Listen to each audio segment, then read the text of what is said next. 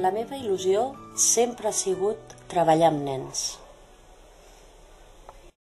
En acabar batxillerat vaig haver de deixar els estudis i posar-me a treballar perquè la situació a casa així ho requeria.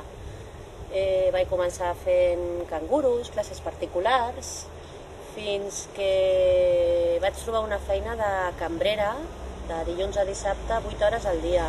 Era molt dura, una feina molt dura perquè era jo molt jove, però bueno, era el que havia de fer.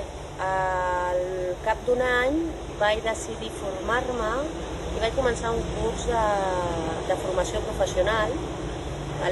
Vaig estar compaginant la feina amb els estudis i la veritat és que va servir perquè vaig trobar una feina com a comptable.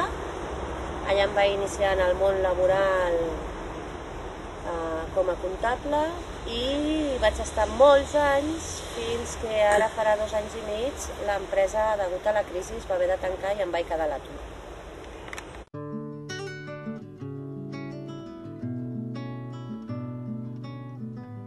Abans de reincorporar-me de la baixa maternal pel naixement de la meva segona filla, li van detectar uns problemes físics importants que requerien unes atencions especials.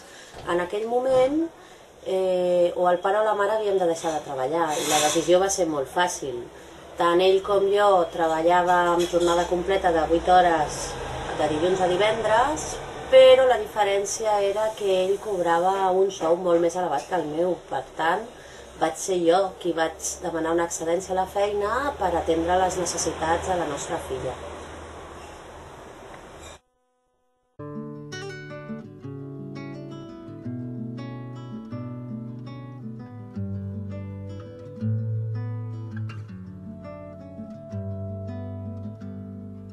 Estant a l'atur em vaig formar per ser monitora de lleure.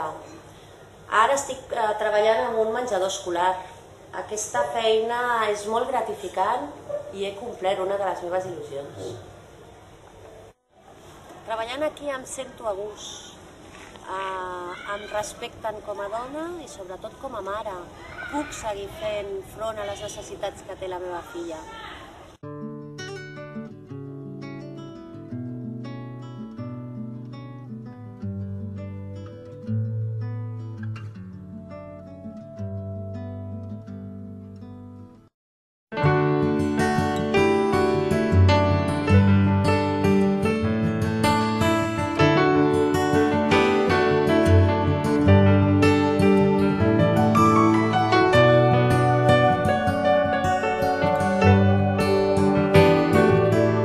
No estarás sola, vendrán a buscarte batallones de soldados que a tu guerrilla de paz se han enrolado.